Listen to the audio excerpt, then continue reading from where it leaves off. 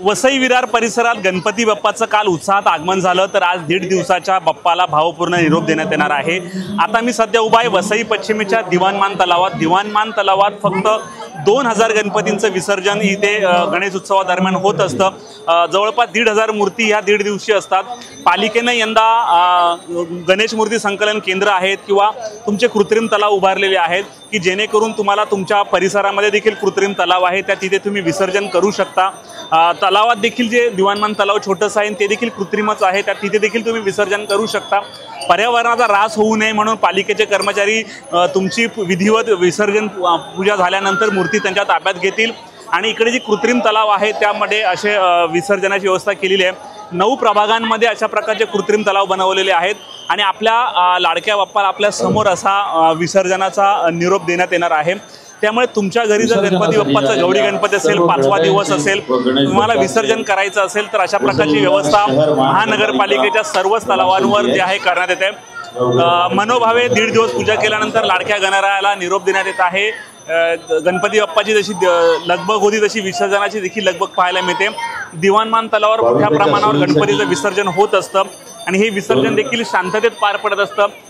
माणिकपूर पोलिसांचा देखील चोख बंदोबस्त आहे, कुठलेही गैरप्रकार घडू नये म्हणून नाक्यावर पोलिसांचा चोख बंदोबस्त आहे, त्यामुळे अनुचित प्रकार घडत नाही। शांततेत विसर्जन वसई विरार परिसरात चालू आहे। दरवर्षीसारखं शांततेत पार पडेल असंच काहीतरी इकडचा कल सांगत आहे। त्यामुळे तुम्ही देखील विसर्जन आज रात्री 12 वाजेपर्यंत विसर्जनाची परवानगी असणार आहे, त्यामुळे लवकरात लवकर विसर्जन करून तुम्ही परतीच्या प्रवासाला लागा असं आवाहन जे आहे पोलिसांनी देखील केलेलं आहे। या संपूर्ण विसर्जनावर बहुजन विकास आघाडीचे जे ज्येष्ठ नेते आहेत त्यांनी नेमकं काय म्हटलं आपण ऐकूया। आज इकडे 1.5 दिवसाच्या गणपतीचं विसर्जन होत आहे। अंदाजे गेल्या वर्षी 1500 गणेश मूर्तींचं विसर्जन इकडे झालेलं आहे आणि गेल्या 2 वर्षाप्रमाणे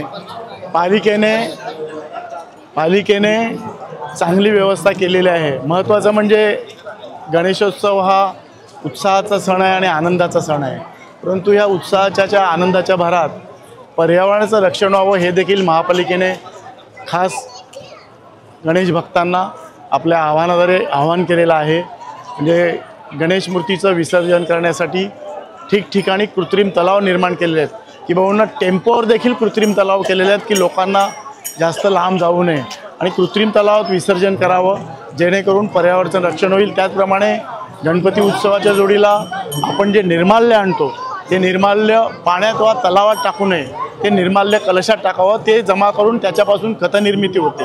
असे गेल्या वर्षी हजारो गणपतींचं विसर्जन कृत्रिम तलावात झालं आणि निर्माल्यापासून देखील हजारो टन खत निर्मिती झाली आहे आणि त्यामुळे पर्यावरणाचं रक्षण झालेलं आहे। आणि गेल्या 2 वर्षापासून महापालिका ही उपाययोजना करत आहे आणि नागरिकांचाही त्याला चांगला प्रतिसाद मिळत आहे। त्यामुळे मी याद्वारे विनंती करतो की नागरिकांनी गणपतीचं विसर्जन कृत्रिम तलावात करावं आणि निर्माल्य पाण्यात अथवा तलावात न टाकता ते निर्माल्य कलशात टाकावं जेणेकरून त्याची खतनिर्मिती होईल। तरी ह्या विनंतीला सगळ्यांनी सहकार्य करावं अशी मी महापालिकेतर्फे विनंती करतो।